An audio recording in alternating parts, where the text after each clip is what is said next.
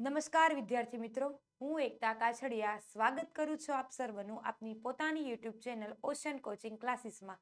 વિદ્યાર્થી મિત્રો, આજે આપણે ધોરણ 6 વિષય ગુજરાતી એટલે કે પલાશનો પાઠ નંબર 7 નવી નવાઈનું સરઘસ પાઠની આપણે સમજૂતી ભાગ 1માં મેળવી.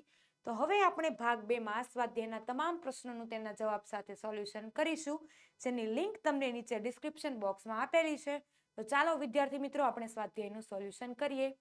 સૌથી પહેલો પ્રશ્ન આપણને કહે છે કે વાતચીત. જોઈએ સવાલ નંબર 1 કે તમારી શેરી કે મહોલ્લામાં તમને ક્યાં ક્યાં પ્રાણીઓ રખડતા જોવા મળે છે? કયા કયા પ્રાણીઓ તમને રખડતા જોવા મળે છે? મારી શેરીમાં મને કૂતરા, બિલાડી રખડતા જોવા મળે છે. આ ઉપરાંત ક્યારેક ઉંદર, ખિસકોલી, ગધેડું, બકરી વગેરે રખડતા જોવા મળે છે. સવાલ નંબર 2 તમને કયું પ્રાણી પાળવું ગમે? કેમ? તો અહીંયા શું કીધું છે કે મને ગાય પાળવી ગમે. ગાય એ ખૂબ સમજદાર પ્રાણી છે. તે આપણને દૂધ આપે છે. તેનું દૂધ ખૂબ જ પૌષ્ટિક એટલે કે ગુણકારી પણ હોય છે. તેનું છાણ ખાતર તરીકે ઉપયોગી છે. તેનું મૂત્ર ઘણા બધા રોગમાં ઔષધિનું કામ કરે છે. ત્યારબાદ સવાલ નંબર 3 એકમમાંથી તમને કયા પ્રાણીનું પાત્ર ભજવવાનું ગમે? શા માટે? આ એકમમાંથી મને ટોમી, બરાબર, આપણે જે પાઠ ભણ્યા પાઠ નંબર 7 નવી નવાઈનું સરઘસ, આ એકમમાંથી મને ટોમી કૂતરાનું પાત્ર ભજવવાનું ગમે. કારણ કે જ્યારે માણસો વચ્ચે ઝઘડા ધમાલ ચાલતી હોય છે ત્યારે ગંગુ ગધેડો માણસ જાતની વાતમાં વચ્ચે પડવાની ના પાડે છે. ત્યારે ટોમી કૂતરો બધા પ્રાણીઓને સમજાવીને નવી નવાઈનું એટલે કે બધા પ્રાણીઓ સંપીને ચાલતા હોય તેવું સરઘસ કાઢવાનું કહીને માણસોને એકબીજા સાથે સંપીને રહેવાનો સંદેશો આપવાનું કહે છે. વળી બધા પ્રાણીઓની તે આગેવાની એટલે કે નેતૃત્વની પણ કામગીરી ભજવે છે, આગેવાની લે છે. ત્યારબાદ સવાલ નંબર 4 માણસોનું વર્તન તમને યોગ્ય લાગ્યું? શા માટે? આ એકમમાં મને માણસોનું વર્તન એકદમ અયોગ્ય લાગ્યું, કારણ કે તેઓ ગમે તે કારણોસર એકબીજા પર પથ્થરો ફેંકે છે, એકબીજાને લાકડીઓથી મારે છે, બંદૂકની ગોળીઓ છોડે છે, ફેક્ટરી તોડે છે અને બસ પર પથ્થરો ફેંકે છે. ત્યારબાદ સવાલ નંબર 5 ટોમી કૂતરાએ બીજા પ્રાણીઓને રોકીને સરઘસ કાઢ્યું ન હોત તો શું થાત? તો જવાબ જોઈએ કે ટોમી કૂતરાએ બીજા પ્રાણીઓને રોકીને સરઘસ કાઢ્યું ન હોત તો માણસો અંદરો અંદર લડતા જ રહેત. તેઓનો ઝઘડો એટલો વધી જાત કે તેમને ઘણી સંપત્તિનું નુકસાન થાત. તેમાંથી કેટલાય માણસોને સામાન્ય કે ગંભીર ઈજા પણ થાત. થોડા માણસો મૃત્યુ પામ્યા હોત. ત્યારબાદ સવાલ નંબર 6 જો તમે પશુ પક્ષીઓની ભાષા જાણતા હો તો શું કરો? જો હું પશુ પક્ષીઓની ભાષા જાણતો હોઉં તો તેમની સાથે વાત કરીને તેમની જરૂરિયાતો સગવડો સચવાય તેવા પ્રયત્ન કરું. તેમને માણસો તરફથી પડતી તકલીફો જાણી તે અંગે યોગ્ય વ્યવસ્થાઓ થાય તેવી વડીલોને હું વિનંતી કરું. તેમની બીમારી વિશે જાણી તેમને યોગ્ય સારવાર મળે તેવી વ્યવસ્થા પણ હું કરાવું. ત્યારબાદ આગળ જોઈએ સવાલ નંબર 7 માણસોએ પશુ પંખીઓ પાસેથી શું શીખવા જેવું છે? જોઈએ, માણસોને પ્રાણીઓ ઘણી બાબતો શીખવી શકે છે. જેમ કે કૂતરો વફાદારી, સેવા અને અલ્પનિદ્રા શીખવે છે. ઘોડો શક્તિ, ઝડપ અને ચપળતા શીખવે છે. કરોડો થાક્યા હતાશ થયા વિના પ્રયાસ કરતા રહેવાનું શીખવે છે. ગાય નિર્વ્યાજ પ્રેમ આપવાનું શીખવે છે. કોયલ મધુર બોલવાનું મહત્વ સમજાવે છે. મોર વિશાળતા, મોહક વ્યક્તિત્વ અને દુશ્મનો પર કાબુ કેમ રાખવું તે પણ શીખવે છે. સિંહ જાજરમાન રીતે કેમ રહેવું, પોતાના પ્રશ્નોના જાતે જ કેમ ઉકેલવા, બરાબર, એના જે પ્રશ્નો છે જાતે જ કેમ ઉકેલવા અને બીજા પર આધાર ના રાખી પોતાની રીતે આગળ વધવાનું પણ શીખવે છે. મધમાખીઓનો સમૂહ પોતાના સમાજ માટે જ જીવે છે.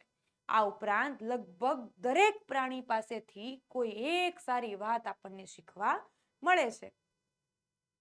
પ્રશ્ન નંબર 2 નીચેના વાક્યોને ઘટનાક્રમમાં ગોઠવો.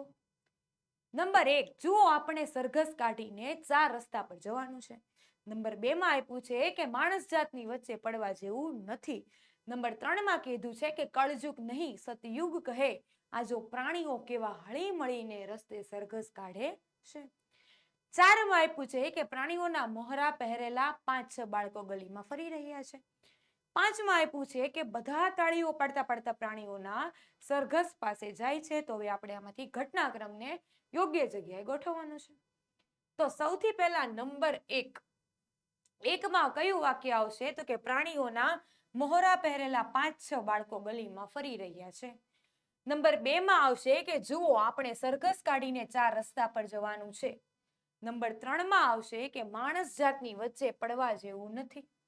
નંબર 4 માં આવશે કે કળયુગ નહીં સતયુગ કહે આ જો પ્રાણીઓ કેવા હળી મળીને રસ્તે સરઘસ કાઢે છે. અને નંબર 5 માં શું આવશે તો કે બધા તાળીઓ પાડતા પાડતા પ્રાણીઓના સરઘસ પાસે જાય છે. ત્યારબાદ પ્રશ્ન 3 પ્રશ્નોના ઉત્તર આપો. નંબર 1 સવાલ નંબર 1 શું કહે છે કે માણસને સ્વાર્થનો સગો શા માટે કહ્યો છે? પ્રત્યેક માણસ પોતાનો સંકુચિત સ્વાર્થ જુએ છે અને તેમાં સુખ સમાધાન માને છે. માણસ સ્વાર્થ સાધવા બધું કરી ચૂકે છે. સ્વાર્થ ભાવના આવે છે ત્યારે સંબંધોનું કોઈ મહત્વ અહીંયા રહેતું નથી.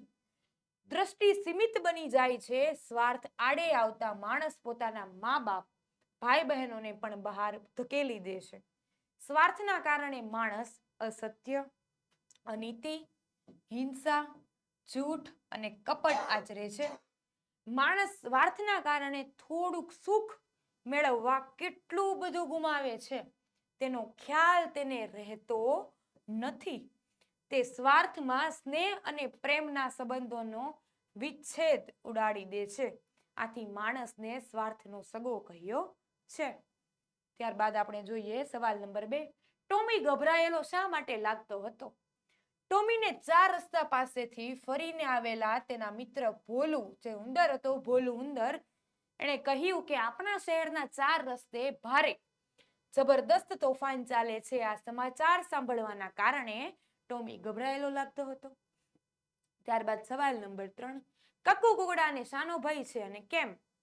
જ્યારે માણસોના તોફાનની વાત ચાલતી હતી ત્યારે બધા પ્રાણીઓ માણસોને લડાઈ કરતા રોકવા નવી નવાઈનું સરઘસ કાઢવું જોઈએ એ વિશે ચર્ચા કરી રહ્યા હોય છે. ત્યારે બંને બકરી કહે છે કે કર્ફ્યુ ચાલતો હોય તો પોલીસ આપણને પકડી લેશે. ત્યારે ગૌરી ગાય એમ કહે છે કે પોલીસ માણસને જ પકડે 4 પગવાળા તો કર્ફ્યુમાં પણ ફરતા હોય. આ સાંભળીને કક્કુ કુકડાને પોતાના 2 પગ હોવાને કારણે તેને ડર લાગે છે કે જો કર્ફ્યુ હશે તો પોલીસ તેને પકડી લેશે.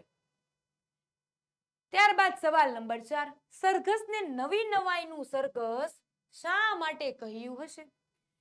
પ્રાણીઓના સરઘસને નવી નવાઈનું સરઘસ એટલા માટે કહ્યું હશે કે તેમાં કૂતરો, બિલાડી, ઉંદર, સાપ, નોળિયો, બિલાડી મરઘીનું બચ્ચું, કૂતરો બકરીનું બચ્ચું વગેરે એકબીજાથી વિરોધી સ્વભાવવાળા તદ્દન એકબીજાથી અલગ સ્વભાવ ધરાવતા એકબીજાથી ડરીને રહેતા પ્રાણીઓ કોઈ પણ લડાઈ ઝઘડા વગર ડર વગર એકબીજાની સાથે સરઘસમાં ચાલી રહ્યા હોય છે. ત્યારબાદ આપણે જોઈએ સવાલ નંબર 5 માણસ જાતની વાતમાં વચ્ચે પડવા જેવું નથી. આવું ગંગુ ગધેડાએ આવું શા માટે કહ્યું હશે? તો જોઈએ જવાબ કે માણસ જાતની વાતમાં વચ્ચે પડવા જેવું નથી. ગંગુ ગધેડાએ આવું કહ્યું કારણ કે જ્યારે તેની પીઠ પર ચાંદુ પડ્યું હતું ત્યારે તેના માલિકે તેની દવા કરાવી નહોતી. તેની પાસે દરરોજ કામ કરાવતો હતો. તેથી માલિક જેવા સ્વાર્થના સગા માણસ જાતની વાતમાં પડવા જેવું કંઈ છે જ નહીં એવું ગંગુ ગધેડાએ કહ્યું હશે. સવાલ નંબર 6 મને માણસની ભાષા આવડે છે એવું ટોમીએ શા માટે કહ્યું હશે? ટોમી એક પાલતુ કૂતરો હશે કે જે તેના માલિકના પરિવાર સાથે તેમના ઘરે રહેતો હશે. સતત માણસોની વચ્ચે રહેવાને કારણે તે માણસોની ભાષા તેમના હાવભાવ સમજી શકતો હશે. આથી ટોમીએ મને માણસની ભાષા આવડે છે એમ કહ્યું હશે. ત્યારબાદ સવાલ નંબર 7 એકમમાંથી કયું પ્રાણી તમને વધુ રમૂજી લાગ્યું? બરાબર, તમને એમ જોઈને વધારે હસવું આવ્યું એવું રમૂજી લાગ્યું એવું કયું પ્રાણી તમને એવું એકમમાં લાગ્યું અને શા માટે? આ એકમમાંથી મને બંની બકરી સૌથી વધુ રમૂજી લાગી, કારણ કે જ્યારે ટોમી માણસો વિશે કહે છે કે બે પગ હોય તે તો ગમે ત્યારે ગમે તે કરે એવું મારા દાદાના દાદા કહેતા હતા. ત્યારે તે ટોમીને પૂછે છે કે તું તારા દાદાના દાદાએ કહેલું સાંભળવા ગયો હતો? જ્યારે ટોમી માણસને બોધ આપવા નવી નવાઈનું સરઘસ કાઢવાનું કહે છે ત્યારે તે પોલીસ પકડી ના લે તેમાં કર્ફ્યુ શબ્દને બદલે કફરું, કફુ કે એવું જ કંઈક વગેરે એવું એમ કહે છે. જ્યારે કાળુ કૂતરો તેને સાચો શબ્દ શું તો કે ભાઈ કર્ફ્યુ કહે છે ત્યારે તે કહે છે કે એ જ કહેવાય. મને તો ખાલી એટલી ખબર છે કે એવામાં રસ્તે ફરતા હોય તેને પકડી લે. જ્યારે સરઘસમાં ટોમી બંની બકરીને તેની સોસાયટીના મોટા વરુ જેવા કૂતરા સાથે ચાલવાનું કહે છે ત્યારે આ બંની બકરી કહે છે કે મને એવું કરવામાં બહુ બીક લાગે છે. એક દિવસ દરવાજાની બહાર જરા ઘાસ ખાધું તેમાં તો ભોં ભોં કરીને મને એવી ડરાવી કે હું દોડી દોડીને થાકી ગઈ. ત્યારબાદ સવાલ નંબર 8. ટોમીની કઈ વાત તમને ગમી? શા માટે? અંદરો અંદર લડાઈ કરતા માણસોને પરસ્પર પ્રેમભાવ રાખી એકબીજા સાથે હળી મળીને રહેવાનો સંદેશ આપવા માટે એકબીજાથી વિરુદ્ધ સ્વભાવના પ્રાણીઓને એકબીજાથી ડરીને રહેતા પ્રાણીઓને એકબીજા સાથે ચાલતા હોય તે રીતે નવી નવાઈનું સરઘસ કાઢવાની ટોમીની જે યોજના હતી એ મને ખૂબ ગમી. ત્યારબાદ વિદ્યાર્થી મિત્રો આગળ વધતા પહેલા તમારા માટે ખાસ નોંધ છે. ધોરણ 6 વિષય ગુજરાતી એટલે કે પલાશ ના બધા જ પાઠની સરળ સમજૂતી તથા સ્વાધ્યાયના સંપૂર્ણ સોલ્યુશનની પીડીએફ અને બુકની લિંક તમને નીચે ડિસ્ક્રિપ્શન બોક્સમાં આપેલી છે, ત્યાંથી તમે મેળવી શકો છો, અથવા અહીંયા આપેલા નંબર પરથી પણ તમે સંપર્ક કરીને મેળવી શકો છો, અથવા પ્લે સ્ટોર ઉપર જઈને ઓશિયન કોચિંગ ક્લાસીસ એપ્લિકેશનને અત્યારે જ ડાઉનલોડ કરો. તેના પરથી પણ તમને આ પીડીએફ અને બુકનું મટીરિયલ મળી રહેશે. ત્યારબાદ આપણે આગળ વધીએ તો પ્રશ્ન 4 પાઠના આધારે કહો. કોણ બોલ્યું? શું બોલ્યું? પહેલા આપણે જોઈએ કોણ બોલ્યું. આમાં આપ્યું છે ગૌરી ગાય, બંની બકરી, ટોમી કૂતરો, કાળુ કૂતરો, ગંગુ ગધેડો, લાલુ બકરો. બરાબર. અને શું બોલ્યો? તો એમાં આપણને આપ્યું છે કે આપણે શું કરીએ? એમને લડવાની ના શી રીતે પાડીએ? એને કર્ફ્યુ કહેવાય. ભાન પડે છે કઈ? તું પંખીની નાતમાં આવે તારી જાત જુદી છે. લે એટલી ખબર નથી. આગેવાન એટલે આગેવાન. જા જા તને કોણે કહ્યું? હું હમણાં જ ત્યાંથી આવી. શું છે આટલું બધું આમ ગભરાયેલો કેમ લાગે છે? બરાબર. આ બધું કોણ બોલે છે એ આપણે જોવાનું છે. ગૌરી ગાય શું કહે છે? શું છે આટલું બધું આમ ગભરાયેલો કેમ લાગે છે? ત્યારબાદ બંની બકરી, જા જા તને કોણે કહ્યું? હું હમણાં જ ત્યાંથી આવી. ટોમી કૂતરો, આપણે શું કરીએ? એમને લડવાની ના પાડીએ? કઈ રીતે ના પાડીએ? કાળુ કૂતરો, એને કર્ફ્યુ કહેવાય. ભાન પડે છે કઈ? ગંગુ ગધેડો, તું પંખીની નાતમાં આવે છે, તારી તો જાત જ જુદી છે. લાલુ બકરો શું કહે છે કે લે એટલી ખબર નથી. આગેવાન એટલે આગેવાન. ત્યારબાદ પ્રશ્ન 5 રેખાંકિત શબ્દોનો સૌથી નજીકનો કેવો કે સૌથી નજીકનો અર્થ ધરાવતા વિધાનની સામે ખરાની નિશાની કરવાની છે. સવાલ નંબર 1 મારા માલિક પણ ચા પીધા પછી બહુ ઘાંટા પાડે છે. એમાં જોઈએ સૌથી પહેલા આપ્યું છે કે મારા માલિક ચા પીધા પછી બૂમાબૂમ કરી મૂકે છે, કે પછી બીજામાં એવું આપ્યું છે કે મારા માલિક ચા પીધા પછી ખોટા ખોટા નખરા કરે છે. તો જવાબમાં આવશે કે મારા માલિક ચા પીધા પછી બૂમાબૂમ કરી મૂકે છે. આ ઘાંટા જે શબ્દ છે એનો સૌથી નજીકનો અર્થ છે બૂમાબૂમ કરી મૂકે છે. નંબર 2 ભોલુની ફોજ સાપને જોઈને ઊભી પૂંછડીએ ભાગશે. ઓપ્શન એકમાં આપ્યું છે કે ભોલુની ફોજ સાપને જોઈને ગભરાઈને નાસી જશે. નંબર 2 માં આપ્યું છે કે ભોલુની જે ફોજ સાપને જોઈને પૂંછડીઓ ઊંચી થઈ ગઈ.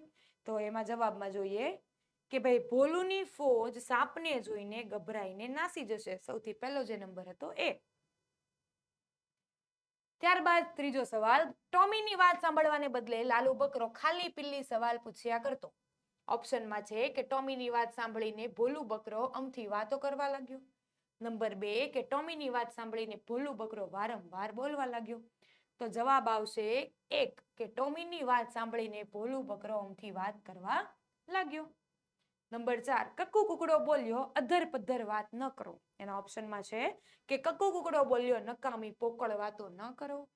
નંબર 2 કક્કુ કુકડો બોલ્યો અધ વચ્ચેથી વાત ન કાપો. તો જવાબ આવશે નંબર 1 કે કક્કુ કુકડો બોલ્યો નકામી પોકળ વાત ન કરો. ત્યારબાદ પ્રશ્ન 6 પાઠમાં આવતા ઉદાહરણ મુજબના શબ્દો શોધીને લખો. ઉદાહરણ દોડા દોડી, લાતા લાતી. નંબર 1 માં આપણે અહીં આપ્યું છે કે મારામારી, મુક્કા મુક્કી, પટાપટ, જોડા જોડ, સાથો સાથ. પ્રશ્ન નંબર 7 પ્રાણીઓ આપણા મદદગાર આ વિષય પર 15 થી 20 વાક્ય લખો. મનુષ્ય પર પ્રાણીઓનો ઉપકાર ઘણો મોટો છે. બંને એકબીજાના પૂરક અને પોષક રહ્યા છે. જૂના જમાનામાં હાથી અને ઘોડા માનવ વ્યવહારમાં કેટલું મહત્વ ભોગવતા હતા. ગાય તો માતા છે. ભેંસ બકરીની જેમ દૂધ આપે છે. તેમનું છાણ કુદરતી ખાતર તરીકે ઉપયોગી છે. ગધેડું, ઊંટ, બળદ, ઘોડો અને હાથી જેવા પ્રાણીઓ ભાર ઉંચકવામાં અને સવારી કરવામાં મદદરૂપ થાય છે. ઘેટાં ઊન આપે છે. કૂતરું આપણા ઘરની ચોકી કરે છે. બધા પ્રાણીઓ મૃત્યુ પછી તેમના ચામડામાંથી પાકીટ, પગરખાં વગેરે બનાવે છે. સાપ ખેતરમાંથી અને બિલાડી ઘરમાંથી ઉંદરનો ત્રાસ દૂર કરે છે. મધમાખીઓ આપણને મધ આપે છે. બળદ ખેતી કામમાં ઉપયોગી છે. ઊંટ રણમાં વાહનનું કામ આપે છે. આ પ્રાણીઓ આપણા મદદગાર છે.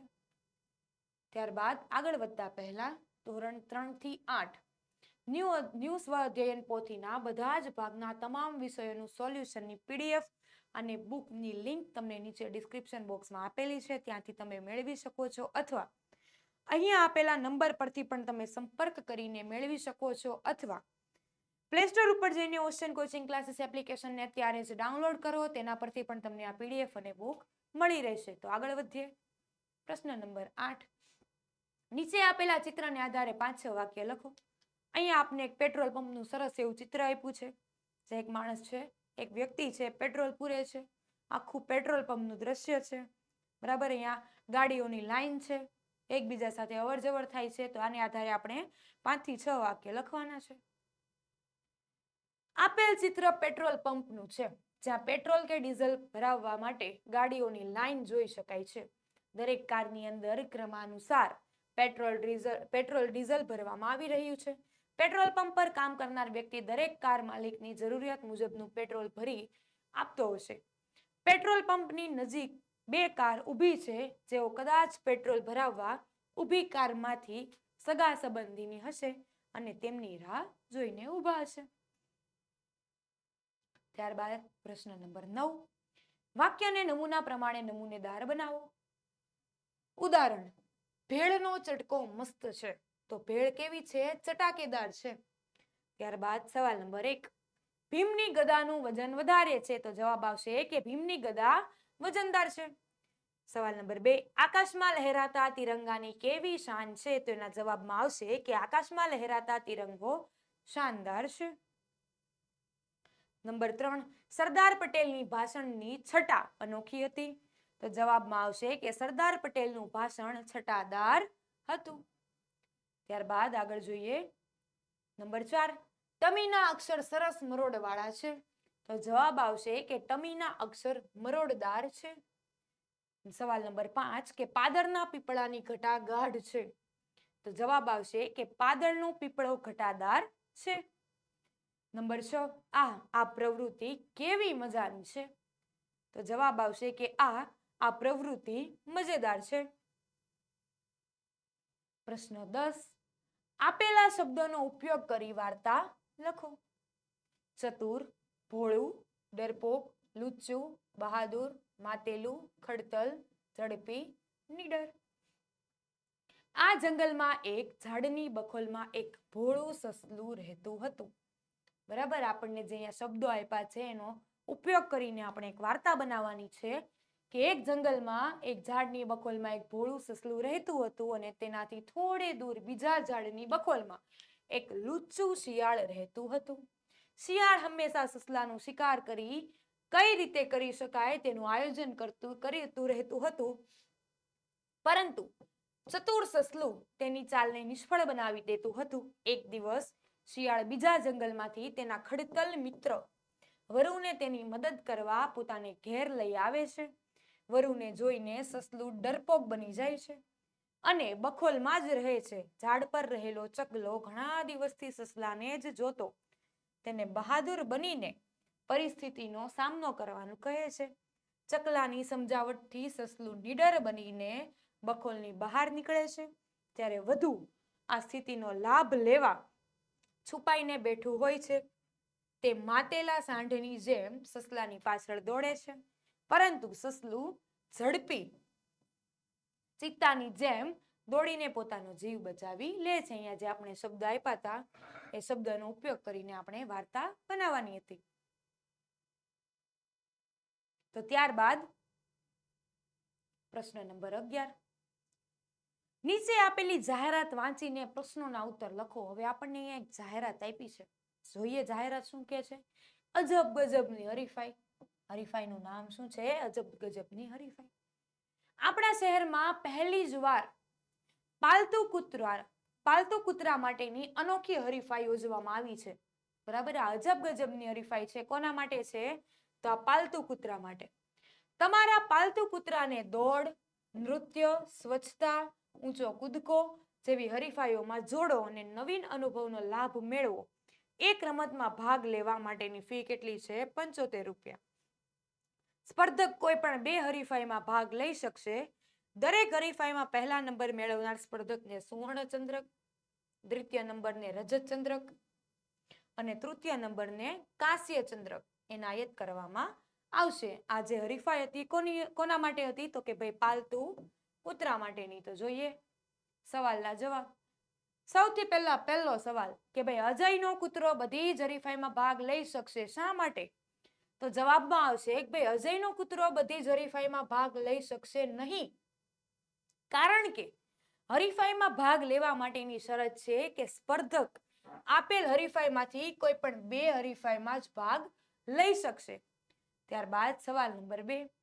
મોનાલી ફી પેટે ₹150 ભરે છે, તો તેણે તેના કૂતરાને કેટલી હરીફાઈમાં ભાગ લેવડાવ્યો હશે? તો જવાબ આવશે કે એક સ્પર્ધામાં ભાગ લેવા માટેની ફી કેટલી હતી? ₹75. તો એક સ્પર્ધામાં ભાગ લેવાની ફી ₹75 છે. આથી મોનાલી ફી પેટે ₹150 ભરે છે, તો તેણે તેના કૂતરાને 2 હરીફાઈમાં ભાગ લેવડાવ્યો હશે. સવાલ નંબર 3. તન્મયનો કૂતરો એક રજત ચંદ્રક અને એક કાંસ્ય ચંદ્રક જીતે છે, તો તેણે હરીફાઈમાં કયો નંબર મેળવ્યો હશે? હરીફાઈમાં દ્વિતીય નંબર મેળવનારને રજત ચંદ્રક અને તૃતીય નંબર મેળવનારને કાંસ્ય ચંદ્રક આપવામાં આવનાર હોવાથી તન્મયનો કૂતરો એક રજત ચંદ્રક અને એક કાંસ્ય ચંદ્રક જીત્યો હોવાથી તે એક હરીફાઈમાં દ્વિતીય અને એક હરીફાઈમાં તૃતીય નંબરે આવ્યો હશે. ત્યારબાદ સવાલ નંબર 4. આ હરીફાઈને કેમ અજબ ગજબ નામ આપવામાં આવ્યું હશે? તો આ હરીફાઈમાં માણસને બદલે કૂતરાઓની સ્પર્ધા રાખી હોવાથી તેને અજબ ગજબ હરીફાઈ નામ આપવામાં આવ્યું હશે. ત્યારબાદ સવાલ નંબર 5. સાક્ષીની બિલાડી સ્પર્ધામાં ભાગ લઈ શકશે. શા માટે? સાક્ષીની બિલાડી આ સ્પર્ધામાં ભાગ નહીં લઈ શકે, કારણ કે આ સ્પર્ધા ફક્ત પાલતુ કૂતરાઓ માટે જ છે. સવાલ નંબર 6. આ અજબ ગજબ સ્પર્ધામાં કૂતરાના કયા કયા કૌશલ્ય ચકાસાશે? તો અજબ ગજબ સ્પર્ધામાં કૂતરાના દોડ, નૃત્ય, સ્વચ્છતા, ઊંચો કૂદકો જેવા કૌશલ્યો ચકાસાશે. તો વિદ્યાર્થી મિત્રો, જો તમને આ વિડીયો ગમ્યો હોય તો લાઈક કરજો, શેર કરજો અને સબસ્ક્રાઇબ કરજો.